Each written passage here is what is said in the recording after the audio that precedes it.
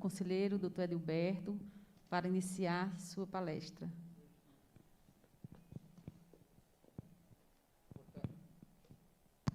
Boa tarde a todos. Eu tenho uma apresentação, não sei se é possível colocar. Tanto faz. Não, pode ser assim mesmo. Eu vou falar aqui de pé, mas não vou me movimentar muito, não. Então, boa tarde a todos. Antes de iniciar essa apresentação, Eduardo, Marcos Abrão, Raul, enfim, cumprimento a todos. Eu lembrei agora, doutora Hilária, de uma história história bem curtinha, mas eu vou contar, porque se refere muito a esse caso aqui.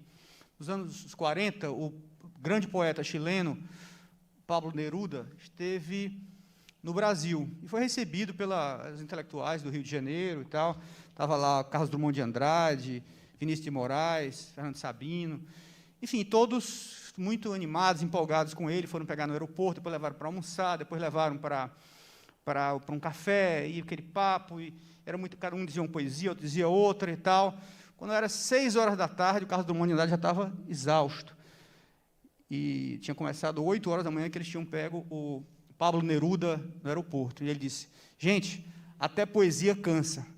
Então, quer dizer, até governança cansa, né? Então, na hora dessa, já sexta-feira à tarde, aqui em Fortaleza, essa hora de governança, todo mundo já está cansado. Então, vamos procurar ser mais breve a apresentação, para também, depois, se for o caso, a gente ter espaço para o debate. A passagem, vocês mesmos passam aí? Então, acho que ficou um pouco, não sei se dá para ver bem, mas, enfim, vou ser bem rápido também, rápido, assim, captando o essencial dessa questão. O Raul me ensinou muito isso, ele sempre falava isso, olha, Edilberto, quando você tiver um problema, a primeira coisa que você tem que olhar é o diagnóstico. É igual fazendo referência ao painel anterior, que eram médicos, é isso, o diagnóstico, assim como na medicina, na economia, na sociedade de uma forma geral, no governo, a primeira coisa, quando você tem um problema, é fazer um bom diagnóstico. Se tiver o diagnóstico errado, o problema você vai resolver, vai aplicar o antibiótico errado, não é? Então, se você tiver um diagnóstico errado para os problemas públicos, você vai ter soluções erradas. E aqui, o que a gente vê, de uma forma geral, no Ceará, no Brasil, nos municípios, de uma forma geral, e até no mundo, boa parte do mundo, é isso. Ora, a gente tem ausência de investimento público, o Raul é um dos que mais bate nisso, o Brasil investe muito pouco hoje em dia, devia investir muito mais do que ele investe, porque as demandas são ilimitadas, os recursos, todos sabemos, são escassos, são limitados. A gente tem, não só no Brasil, mas na Europa, nos Estados Unidos, descumprimento de limites, né, tem regras fiscais, e esses são descumpridos sistematicamente. Aqui no Brasil, vez por outra, a gente tem uma crítica, que é a lei de responsabilidade fiscal, é tão importante e tem sido tão descumprida, né, se interpretada de forma elástica, em muitos casos. A gente tem problema de gasto público mal direcionado, às vezes não é que se gasta muito, mas se gasta mal em muitas áreas, falta disso. E aí você tem responsabilização de gestores públicos, todo um desgaste que a responsabilização causa, tensões entre as instituições, que poderiam ser evitadas. Então, as regras fiscais que não funcionam, ou funcionam inadequadamente, né, LRF, mas vários outros, teto de gastos, agora toda hora se fala, vai ser cumprido, não vai ser cumprido. E um desgaste das instituições. Toda hora, por exemplo, os tribunais de contas são criticados, o Poder Judiciário é criticado, o Ministério Público é criticado. Onde é que vocês estavam quando os limites não foram cumpridos, quando o Estado A, B ou C descumpriu os gastos de pessoal, descumpriu várias regras, enfim. Então, há um desgaste das instituições de uma forma geral, que poderia ser evitado se a gente tivesse um sistema de governança melhor. Por gentileza, pode passar, por favor. E aqui são alguns casos, algumas consequências desse mau diagnóstico, aqui, dessas situações, aliás, a má governança. Aqui eu estou dando só alguns exemplos. Por exemplo, contas irregulares, o TCU, a cada ano tem uma lista enorme, né, cada 2 anos nas eleições, lista enorme de contas irregulares, né, por problemas de governança também. Pode passar, por gentileza. O Tribunal de Contas do Estado do Ceará, para dar um exemplo local, a sua última lista é mais de 3.000 gestores no Ceará com contas desaprovadas, que poderia ser evitado também, tivesse uma governança melhor. Pode passar, por gentileza. Déficits, desequilíbrios persistentes, apesar de regras fiscais rigorosas, que não são, na prática, desobedecidas, são descumpridas, em parte. Aqui, por exemplo, o Globo, a lei de 31 de janeiro de 2020, antes da pandemia, contas de União, Estados e municípios fecham o ano com déficit de 61,9 bilhões de reais. Não, ano após ano, tem anos que é mais de 100 bilhões de déficit. Então, como resolver esses problemas? Essa é a grande questão. Como resolver esses problemas todos, esse desgaste das instituições, essas dificuldades que eu apontei no diagnóstico? Acho que um ponto central, o aperfeiçoamento da governança fiscal. Esse é central, melhorar, e aqui eu vou aprofundar um pouco esse aspecto. Depois, que faz parte disso, é um subitem disso, mas pela importância eu estou destacando. Avaliação de programas e políticas públicas. Há muito gasto público mal direcionado, há muito gasto público que entra no orçamento por mero incrementalismo. Então, avaliar a política pública, avaliar o que está funcionando, o que não está funcionando, o gasto que tem taxa de retorno social mais elevada, compatível com o investimento, é essencial também. Isso se tornou uma obrigatoriedade a partir de 2021, que foi incluído na própria Constituição Federal. A emenda 109, já deste ano, 2021, exige avaliação de políticas públicas como algo obrigatório. E valorizar a cultura da sustentabilidade fiscal. Por gentileza, pode passar, por favor. Então, esses três pilares da governança que sempre se fala, liderança, estratégia e controle. Que lições da experiência internacional, da própria experiência brasileira, do que não deu certo, do que deu certo parcialmente, que lições a gente pode aprender dela, tanto na liderança, na estratégia, quanto no controle? Por gentileza, passa, por favor. Na liderança, se vê claramente que é fundamental, se a gente quiser ir bem no campo da sustentabilidade das contas públicas, o compromisso político. Tinha um autor que até morreu ano passado, que uma pena, morreu ainda jovem, o Alberto Alessina, professor de Harvard, um grande especialista em finanças públicas, e ele dizia até isso, ele era contra regras fiscais, porque ele dizia, olha, não precisa de regra fiscal, não precisa de lei de responsabilidade fiscal, não precisa disso. Basta ter compromisso político. Se tiver compromisso político, você vai conseguir ter. E aí a gente sempre tem até um certo orgulho aqui do caso do Ceará, que muito antes de lei de responsabilidade fiscal, muito antes mesmo, o Estado fez um grande ajuste fiscal. E as pessoas diziam assim, olha, vai fazer ajuste fiscal, vai perder as eleições, porque isso é impopular. E aqui se provou que não, que realmente houve um desgaste no curto prazo, realmente houve um desgaste grande no curto prazo, mas como conseguiu se recuperar a capacidade de investimento, Raul, acabou rendendo dividendos políticos também. Então, o compromisso político da alta liderança é fundamental, né, para a boa governança fiscal. A população tem que apoiar, fundamental o apoio. Quer dizer, então, estávamos falando há pouco da política de comunicação no caso da Covid, mas política de comunicação tem que ser para tudo. Se você quer implementar alguma mudança, alguma cultura, tem que ter política de comunicação. Isso é essencial para você convencer, ter o apoio político devido, e para as pessoas te apoiarem nas dificuldades que você vai ter.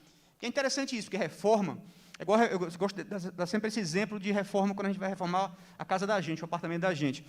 Reforma não melhora, reforma não é assim, se você fizesse um gráfico, ela não melhora logo. A reforma, primeiro, quando você faz uma reforma no seu apartamento, primeiro piora as coisas, quebradeira, poeira, barulho, né? Gente na sua casa trabalhando, então piora a sua vida primeiro. Depois é que melhora. Só que quando piora, se você não tiver apoio político, você desiste. A pressão política é tão grande que você acaba desistindo. Então, por isso, fundamental o apoio da população. E, para ter isso, política de comunicação, onde você quer chegar, qual é a sua estratégia, é fundamental. E aí, inserir a sustentabilidade das contas públicas como um valor. Qualquer um que entre vai ter que entender, olha, você trabalha daqui para frente. Para cá, a gente não aceita. Sustentabilidade das contas públicas é um valor. E também a liderança apoiar a cultura da avaliação. Eu acho que esse ano passou até um pouco despercebido isso, Raul, mas é uma revolução no Brasil, se for implementado de fato. Colocar na Constituição a obrigatoriedade de avaliação de políticas públicas para a gente melhorar a qualidade do gasto público. Por gentileza, pode passar, por favor.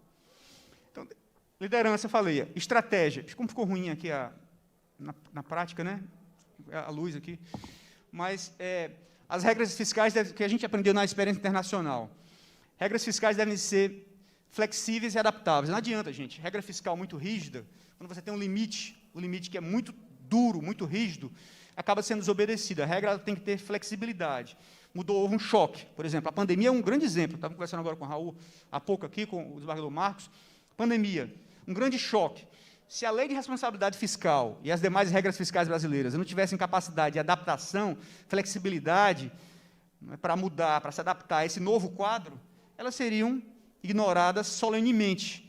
Não, elas teriam um desgaste enorme. Então, a regra fiscal tem que ter a flexibilidade, porque o mundo muda, as coisas mudam. Tem até um ditado judaico que fala isso: o homem está fazendo planos, Deus está dando gargalhadas. Na prática é isso mesmo, né? Toda hora tem um choque, toda hora tem uma novidade. Elas devem procurar ajudar a recuperação econômica, né? Elas devem procurar diminuir o ciclo econômico. Isso é uma experiência internacional que também mostrou isso, fundamental. Elas devem ser simples, quanto mais simples a regra fiscal, melhor, porque é mais fácil de acompanhar, às vezes um número só, algo que seja fácil de acompanhar, isso também ajuda muito. A experiência internacional, a experiência da Europa mostrou muito isso. O Bardot Marx tem um trabalho do pós-doutorado dele, que ele estudou isso na Europa, e isso é um fator chave. Devem ser transparentes, claro, quanto mais transparentes, melhor, até para acompanhamento da população. E a definição de políticas públicas deve conter também a avaliação de políticas públicas, a definição do orçamento. A gente tem que fugir do orçamento incremental. É muito comum isso, em maior parte dos lugares. O que é que você coloca no orçamento este ano? Vai perguntar ao gestor, por que você está colocando isso? Investir nesse programa. Eu estou investindo nesse programa porque o gestor ano passado, já se colocou dinheiro aqui. E o passado? Porque o outro colocou. Então, não há uma avaliação, é o mero incrementalismo para alocar o recurso público. Então, essa cultura de avaliação ela é fundamental para decidir para onde eu vou colocar dinheiro. Eu vou colocar dinheiro, tenho 4 alternativas. Eu vou colocar onde tiver a taxa de retorno social mais alta. E, para eu saber isso, eu tenho que avaliar o que funciona, o que não funciona. Passa, por gentileza. E o controle também fundamental, o terceiro pilar, né, da governança, fundamental. As instituições independentes, as instituições responsáveis pelo monitoramento, pelo controle, como o Tribunal de Contas, como as autoridades fiscais independentes, devem ter autonomia devida, devem assegurar isso com a devida altivez, cumprir o seu papel. Deve ter monitoramento permanente, não pode ser só quando o leite derrama, quer dizer, você tem que estar monitorando o comportamento das contas públicas e alertando, cumprindo seu papel nesse campo, mecanismo de alerta, estabelecendo prazos de ajuste, porque não adianta só olhar depois que acontece, depois que o leite derrama. Tem que ter esse mecanismo de controlar durante o período que as coisas estão acontecendo. As sanções têm que ser críveis. Gente, o melhor exemplo de sanção não crível é na Europa. Na Europa aconteceu muito isso. Havia lá a previsão de multa aos ministros da Fazenda dos países.